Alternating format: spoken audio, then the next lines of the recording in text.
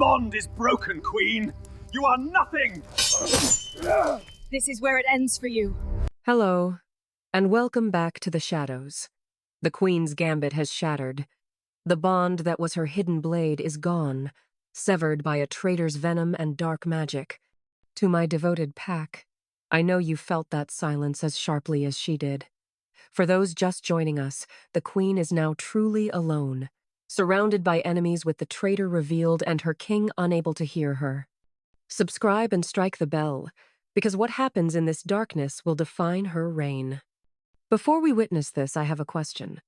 When all your strength is stripped away, what is left? Is it instinct? Is it training? Or is it something deeper? Tell me your thoughts in the comments. Now, let's face the silence. The severing of the bond was not a gentle fading, it was an amputation. One moment, Ryker's warmth, his steadying presence, his boundless love, was a roaring hearth in my mind. The next, there was only a hollow cavern, cold and echoing with a silence so profound it was a physical blow. The world tilted, the air thinning until I couldn't breathe. For a split second, I was just a girl again, lost and terrified. Silas's laugh, low and cruel, pulled me back from the edge. Did you feel that, little queen? That's the feeling of being alone, the feeling of being mortal. Lord Valerius, the man who had advised Ryker's father, stepped closer. His face no longer stooped with false humility, but twisted with a lifetime of resentment. For 50 years, I watched your mate's bloodline take what was ours. He spat, his voice a reedy poison. Power, respect. Ryker's father exiled my brother for suggesting a treaty with the southern clans, a treaty that would have made my house powerful. Your king is arrogant, just like his father. He relies on brute strength and this sentimental bond. He never sees the knife at his back. The words were meant to break me, to flood me with Ryker's own shock and betrayal. But without the bond, his emotions were his own. I was left with only mine, a cold, clarifying rage. The fear was still there, a living thing coiling in my gut, but it was no longer the only thing. You speak of arrogance, Valerius, I said, my voice steady, pulling strength from the ice in my veins. I clutched the dagger Ryker had given me, its familiar weight, a new kind of bond, a physical promise. But what is more arrogant than believing you can control a man like Silas? He is not your partner. He is your master. And when he is done with you, he will discard you like the tool you are.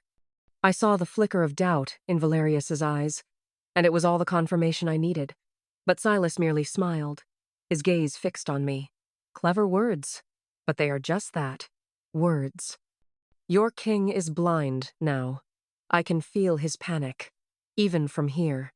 His elite guard is nearby, aren't they? He's wondering if you are dead. Soon, his rage will overtake his reason, and he will charge in here to save you. He will be walking directly into a trap. He was right. I knew Ryker. The sudden severing of our connection would be a torment worse than any physical pain. His instinct would be to tear the world apart to find me. My plan had depended on our link.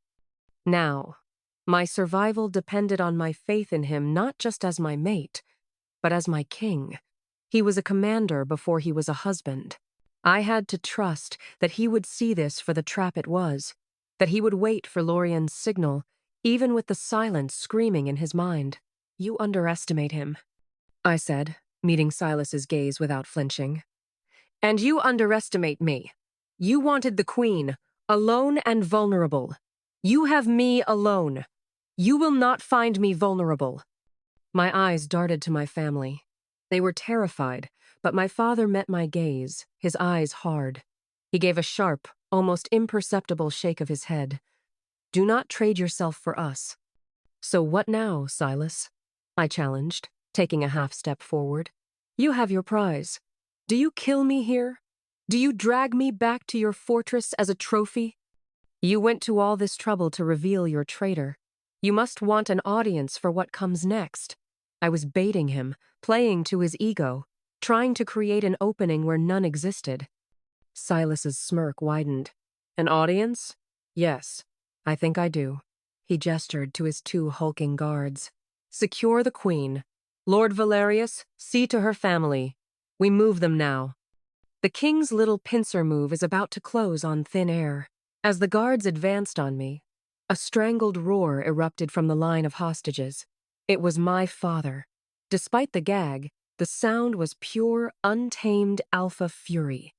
In a burst of strength I hadn't seen from him in years, he surged to his feet, slamming his shoulder into the guard nearest him. The guard stumbled, surprised. For a single chaotic moment, every eye turned to the commotion. Silas's triumphant expression faltered, replaced by a flash of annoyance. Valerius yelped and scrambled backward. It was not a plan. It was a father's desperate, suicidal act to protect his daughter. And it gave me an opening.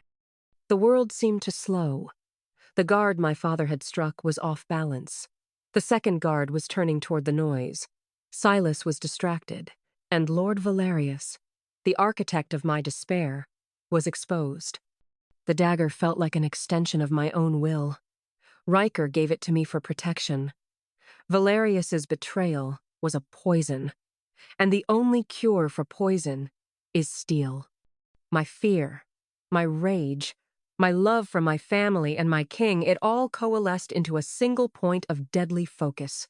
I didn't run. I didn't scream. In the heartbeat of chaos my father had bought me with his own body, I lunged. Not at the guards, not at Silas. I lunged for the traitor. The board is overturned. The queen is alone, but she is not broken. A father's love created a moment of chaos, and she has taken it.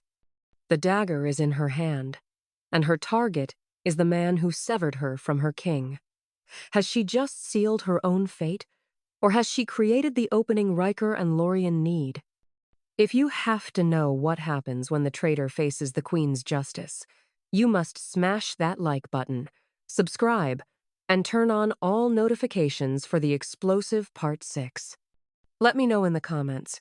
In a fight for your life, do you attack the monster in front of you, or the snake who let it in? Until our next story, stay wild.